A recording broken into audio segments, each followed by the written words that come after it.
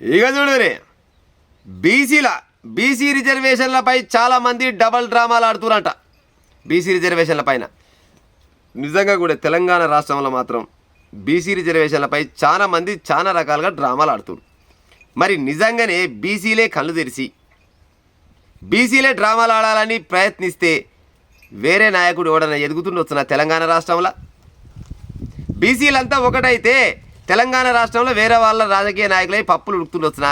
ఎవరి పప్పులు ఉడికాయి. కానీ బీసీలు మాత్రం ఏకం ఇక కూడా అయితలేరు, ఎన్నటికైతే కూడా అర్థమవుతలేదు.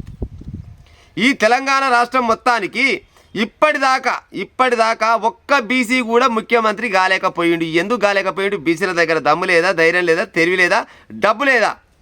అన్నీ ఉన్నాయి కానీ ఐక్యత అనేది లేదు. మరి ఈ ఐక్యత అనేది ఎప్పుడు వస్తుంది?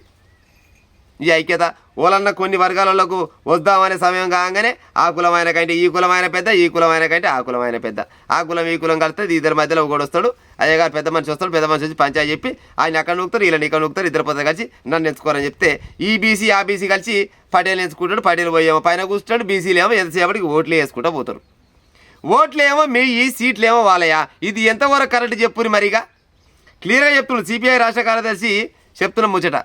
బీసీల విషయాల పైన చాలా మంది డబల్ డ్రామాలు ఆడుతున్నారంట. నిజంగా బీసీలే డబల్ డ్రామా ఆడాలనుకుంటే ఏ ఒక్క నాయకుడు కూడా తెలంగాణ రాష్ట్రమే కాదు భారతదేశం మొత్తంలో కూడా ఏ ఒక్క నాయకుడు కూడా గెలవలేడు కూడా. కానీ బీసీలంతా ఏకమైతే అయితలేరు. దయచేసి ఓ బీసీలారా మీరు ఏకమయ్యే ఉపాయం చేయిరి. ప్రస్తుతానికైతే ప్రధానమంత్రి ముఖ్యమంత్రి పదవి అయితే అడగలే కదా. 42% రిజర్వేషన్ వస్తే సర్పంచ్లు ఎక్కువ అవుతారు, ఎంపీటీసీలు ఎక్కువ అవుతారు, జెడ్పీటీసీలు ఎక్కువ అవుతారు, ఎంపీపీలు ఎక్కువ అవుతారు. ఇట్లా ఈ రకంగా మీరు ముందర పడే ఛాన్సెస్ ఉంటాయి. మమ్మగాని అందరూ ఒకటై రాజధికారం వైపు నడిచే ఉపాయం చేయరి.